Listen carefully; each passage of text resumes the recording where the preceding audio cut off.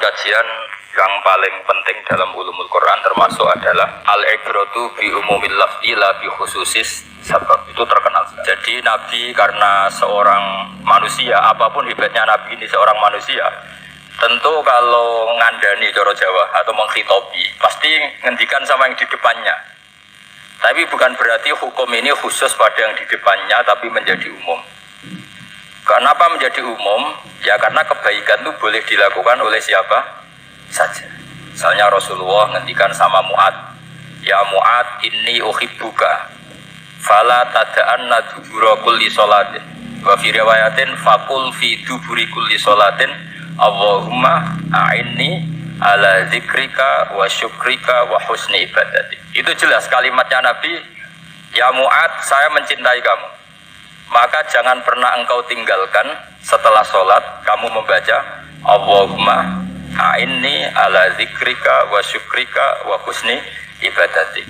Ya Allah, tolonglah kami supaya selalu mengingat engkau ala zikrika dan mensyukuri nikmat engkau, dan tolong kami selalu beribadah kepada engkau. Lalu kalau melihat asbabil wurud, kalau dalam ilmu hadis biasanya disebut asbabil wurud, kalau dalam ilmu Quran disebut asbabil nuzul. Tentu yang didhawuhi itu ya Mu'ad. Tapi Anda tidak boleh begini, saya tidak wiridan itu, yang disuruh Nabi kan Mu'ad, saya kan tidak Mu'ad. Itu tidak boleh seperti itu. Makanya kita tidak boleh terlalu tekstual, karena tadi resikonya Anda tidak mengikuti kaidah al-ibratu fi umumil lafzi la fi khususi sabab. Sebab itu saya tadi di kantor rektorat ya Pak Ordas ya, bilang nanti untuk kajian yang di kantor rektorat pakai kitab Syajaratul Ma'arif, karena kitab itu juga yang sekarang dalam proses penerjemahan saya dengan Pak Quraisyab di PSG, yang di sini pakai kitab Itqon. Nanti mulai bulan depan, karena saya dipaksa untuk meneruskan. Ini sudah kayak Tuhan saja maksa-maksa. Itu pakai kitab Itqon, nanti babnya tak kasih yang mendesak untuk diketahui, termasuk apa? Al-ibratu bi umumil lafzi la bi khususi sabab. Sehingga di Quran misalnya begini, ada cerita begini. Nabi Isa itu bilang begini, saya ini siapa? Saya ini adalah orang, kata Nabi Isa, wa ja'alani mubarakan aynama kuntu. Saya adalah orang yang di mana-mana itu memberi berkah, memberi manfaat kepada siapa saja. Itu jelas tentang Nabi Isa.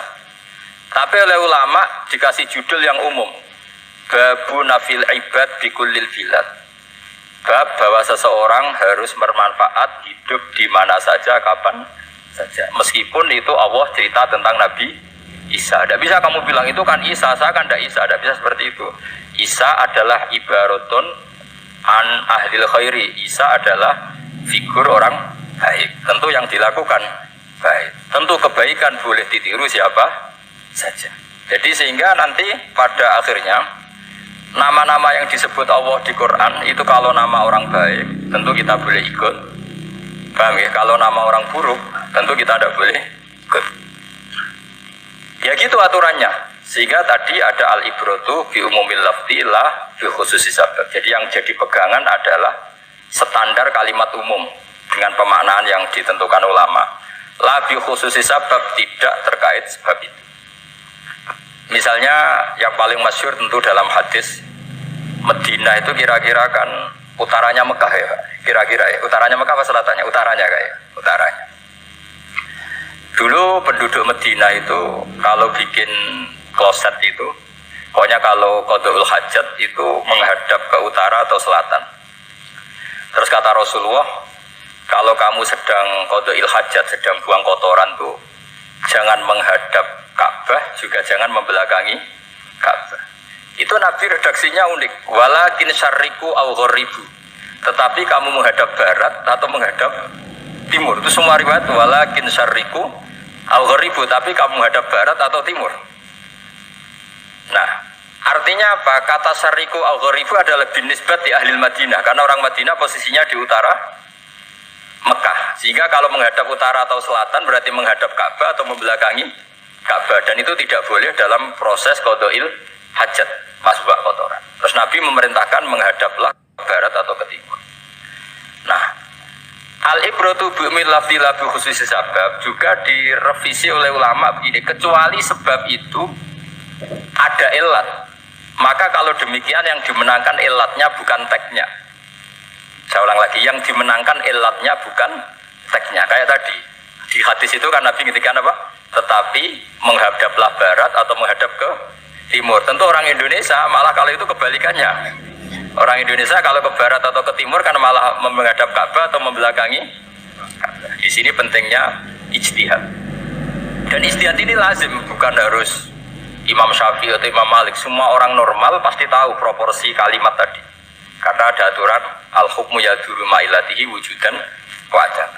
Itu seterusnya. Ini penting saya utarakan. Sehingga ketika Rasulullah sedekah dengan dinar dikasihkan fakir miskin atau dirham dikasihkan fakir miskin, pikirannya ulama adalah sedekah dengan mata uang yang berlaku saat itu.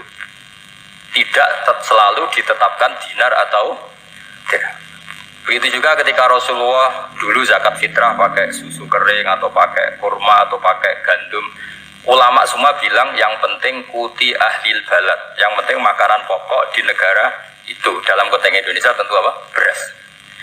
Ini penting saya utarakan karena tanpa mengkaji ulumul Quran seperti ini, dan kita insya Allah bulan depan saya langsung bawa kitab Itqon. Di situ ada beberapa contoh. Harus seperti itu. Karena kalau tidak terikat sebab, itu nanti takutnya ayat umum menjadi liar. Misalnya begini, pernah ada aliran sesat dulu. Kebetulan di Jogja itu saya lihat di TV. Entah salah kiainya, entah salah dosennya, entah salah siapa. Atau salah orangnya agak stres, tidak tahu saya. Semoga salah orangnya itu sholat menghadap ke 4 arah. Alasannya Allah nggak ada di mana-mana, ya sudah. Di barat, rakaat kedua ke utara, rakaat ketiga ke timur, rakaat keempat ke selatan. Itu uniknya itu ngawurnya lah, bukan uniknya. Ngawurnya itu dalil fa'ina matuwallu fasamma wajhuwa. Kamu hadap kemana saja di sana dari itu. Sehingga semua ulama ketika bikin kaidah al-ibratu bil lafzi la bi khususi sabab selalu menyertakan kecuali khusus sabab ini ada illatul hukmi. Maka itu enggak jadi. Kayak ayat tadi, kalau kamu pakai umumnya lafaz itu kan boleh sholat menghadap mana saja. Nah makanya Imam Syafi'i ketika ditanya, lalu ayat ini proporsinya gimana? Kata beliau, fis safar, orang yang sedang di pesawat mau sholat, tentu masuknya fatamma wajwa. Jadi dalam kondisi bepergian yang kita ingin sholat, maka pakainya ayat seperti itu. Tapi kalau kondisi nomor, fawal diwajaka syatrul masjidil haram. Jadi makanya ini penting ngaji ulumul Quran. Kita tidak bisa hanya megang terjemah atau megang apa, kemudian kita fatwa atas nama Quran dan hadis. Sehingga dulu syaratnya memang ketat, harus hafal Quran, hafal hadis, menguasai usul fikih, menguasai macam-macam. Karena tanpa itu memang tidak bisa. Sampai Ibnu Abbas ngendikan, kamu jangan pernah fatwa pakai Quran. Fa inna lahu wujuhan katsirah, karena Quran punya sisi yang banyak. Walakin hajuhum bisunnah. Kalau kamu adu hujjah, pakailah sunnah Rasulullah SAW, karena di situ penjelasan Quran. Misalnya tadi Rasulullah ketika kondisi normal pasti sholat menghadap Ka'bah. Jadi kalau bepergian nanti unta, kata riwayat-riwayat, ainama tawajjahat bihi rokhilatu, kemana saja posisi unta menghadap. Ada ulama berpendapat itu khusus sholat sunat. Kalau sholat fardu dalam kondisi ada punya mobil harus berhenti. Ini madzhab Syafi'i. Sehingga misalnya saya, Pak Harsoyo, Pak On bawa kijang mobilnya sendiri. Kalau sholat fardu jangan mentang-mentang pakai kendaraan terus menghadap sekenanya. Kalau mau ke Banyuwangi berarti menghadap ke timur. Nah, itu yang boleh hanya sholat sunat. Kalau sholat fardu harus berhenti. Karena kijang ini dalam kendali Anda. Kecuali dalam surah yang kendaraannya ada dalam kendali Anda. Misalnya kita naik pesawat. Jadi harus dibedakan. Jangan mentang-mentang Nabi sholat di unta kemana saja menghadap. Tapi konteksnya kan unta ini, cara berpikir unta ini dalam kendali Nabi. Tapi kalau pesawat kan tidak. Jelas ya?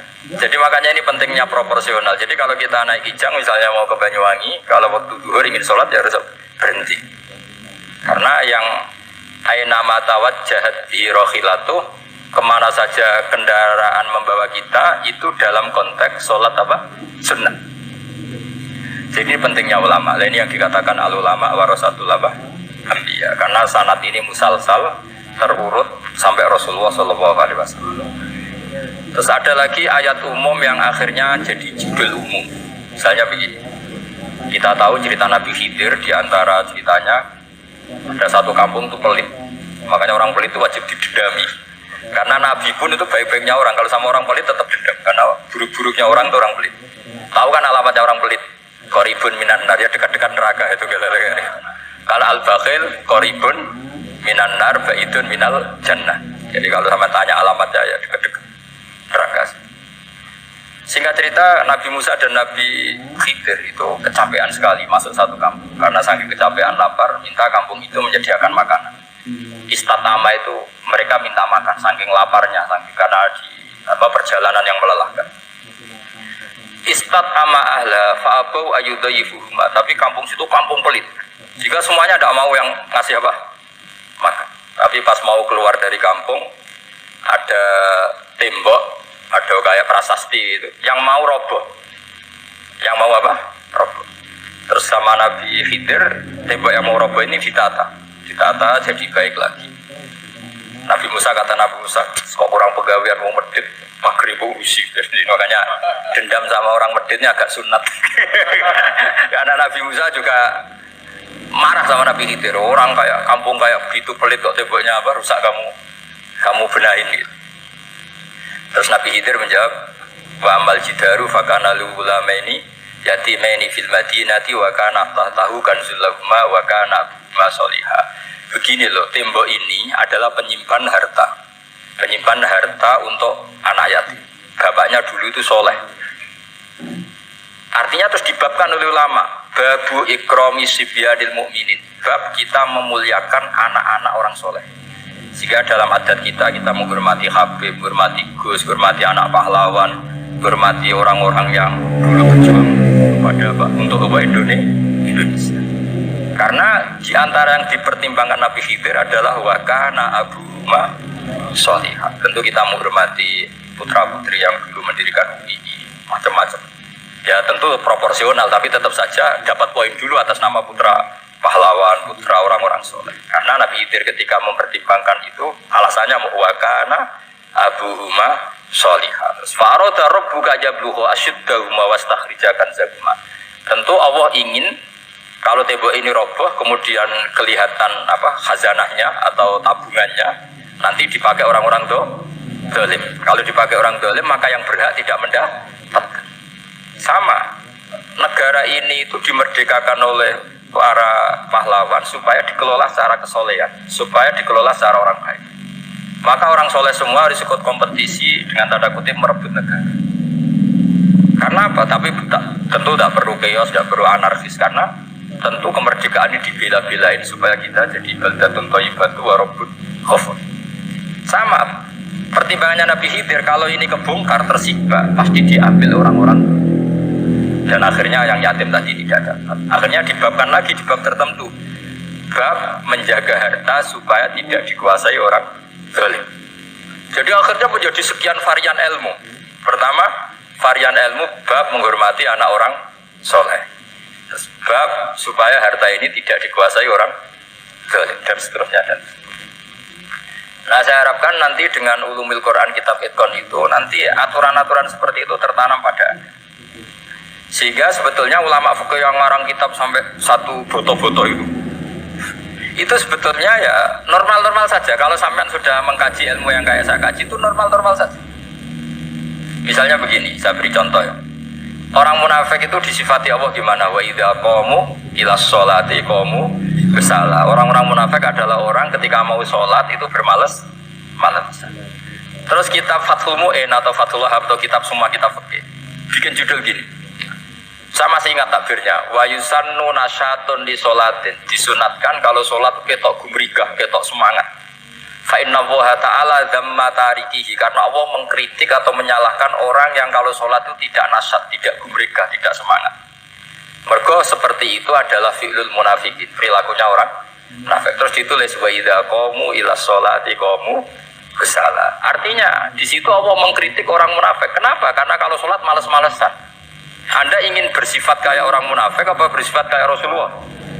Tentu ingin seperti Rasulullah. Kalau ingin seperti Rasulullah ya wasari'u ila maghfiratin min rabbikum. Kalau ada kebaikan harus cepat-cepat, harus disegerakan.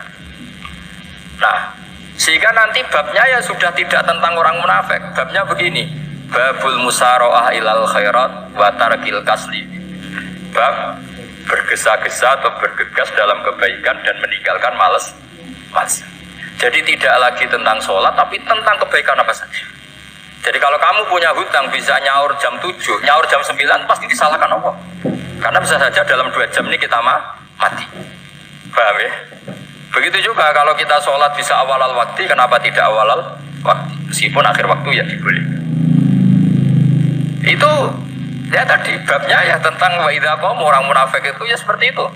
Akhirnya apa? Ayat ini turun tentang orang munafik tapi pemaknaannya